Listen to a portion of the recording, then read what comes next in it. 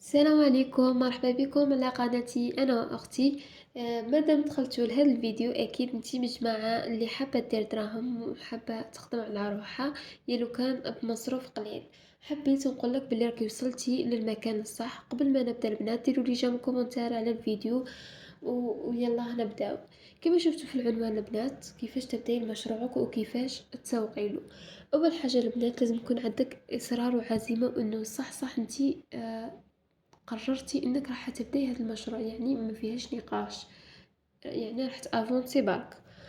ثاني حاجه لازم تكوني تعرفي روحك في واش راكي متمكنه باش تخدمي هذيك الحاجه باتقان وتقدري تتفني فيها. يعني دوكا راهم اغلب المشاريع متعاوده والرزق على ربي اكيد، بصح لازم تكون عندك حاجه سبيسيال في الحاجه في هذيك الحاجه اللي راكي تخدمي فيها. مثلا الكاطو ولا المملحات.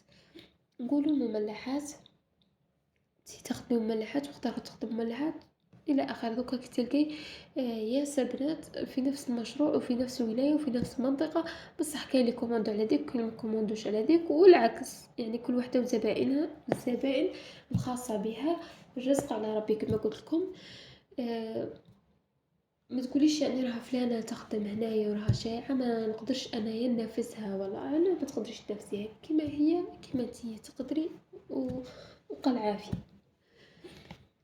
كما قلت لكم البنات لازم تكوني تعرفي الحاجة اللي متمكنة بها فيها وتتقنيها.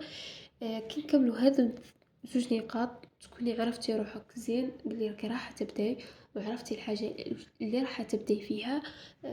عفوا اللي راح تبداي بها.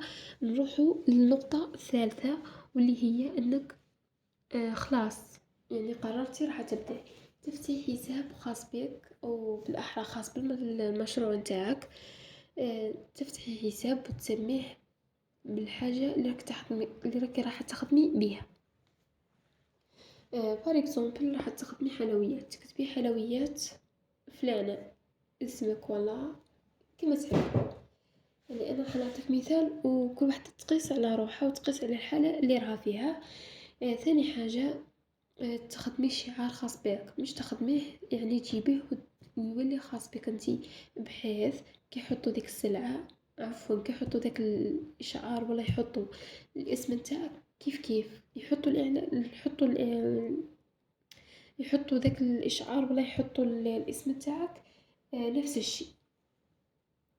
ثالث حاجة البنات واللي هي نقطة مهمة جدا، انك تخدمي كوموند مزيف. كيفاش تخدمي هاد الكوموند مزيف؟ مثلا انت تخدمي المملحات، تخدمي مجموعة من المملحات يلو كان 2 قطع 2 قطع 2 قطع من كل مملحة تخدميها وتخدميها بإتقان، تخدميها يعني راح الكوموند المزيف راح يكون الوجه الإعلاني للخدمة نتاعك وللمشروع نتاعك.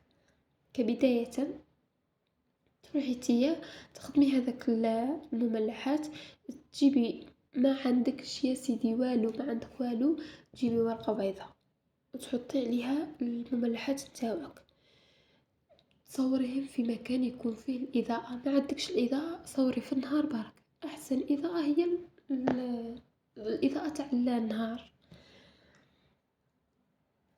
رابع حاجة البنات تدخلي الجروبات بعد ما تكوني خدمتي كوموند وحطيتي الصور وكلش. هنا راح يكون ناقصك التفاعل في الحساب نتاعك. كيفاش تجيبي التفاعل؟ تروحي للحلوجيات نتاع الولاية نتاعك، تدخلي ليهم تنفيتي البنات المهتمة بهذاك الشيء. مثلا انتي تخدمي في الحلاقة تروحي للحلاقات، يعني كل واحدة تروح لل... للمشروع الخاص بها وتروح للفئة المستهدفة اللي خاصة بالمشروع نتاعها. كما قلت لكم انا نعطيكم مثال على حاجة وانتم قيسوه على المشروع نتاعكم وعلى الحاجة اللي راكم حابين ديروها انتم. اخر حاجة البنات كي تنفيتو البنات، كاين رايحين يكسبتوكم كاين اللي ما همش رايحين يكسبتوكم. يعني مت... آه... انتي راح تبداي هذا المشروع. ننصحكم انكم ما ديروش امل كبير، لانه على قد الامل راح تكون الخايبه. مانيش نقول لكم باللي ما تتحفزولوش، ما تخدموش فيه، لا، لا، تعبوا فيه، لأنه على قدر التعب تاعك ربي راح يرزقك، وعلى قدر النية تاعك اللي حطيتيها في هذاك المشروع ربي راح يرزقك، حتى وما تنجحيش في هذاك المشروع ربي راح يعوضك بحاجة وحدة أخرى، ممكن مش راح تنجحي في هذا المشروع بصح ربي أكيد راح يعوضك بحاجة وحدة أخرى. آه يعني ننصحكم إنكم تخدموا بكل، يعني تحطوا فيه جهدكم صح صح، لأنه ربي يعطي على حسب التعب نتاعك، وعلى حسب النية وعلى حسب المصداقية نتاعك.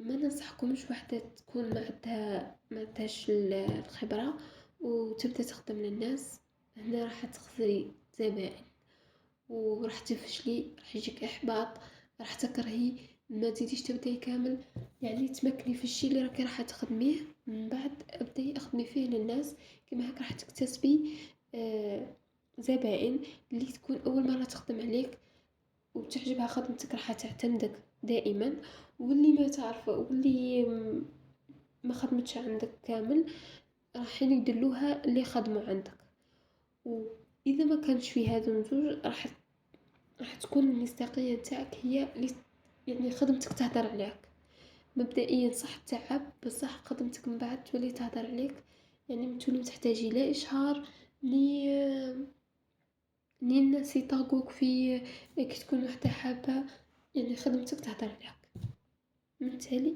كامل.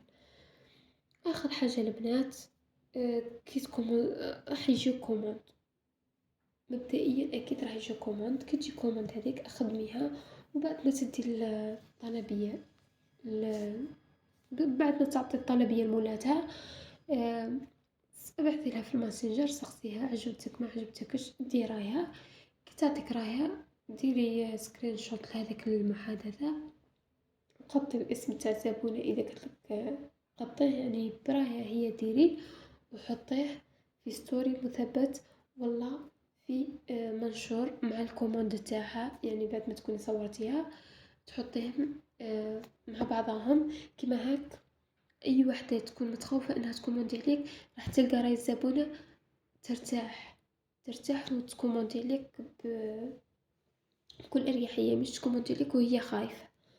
وهذا هو الفيديو تاع اليوم البنات، والفيديو الجاي ان شاء الله راح يكون كيفاش تبداي مشروعك من الصفر، يعني بصفر دينار.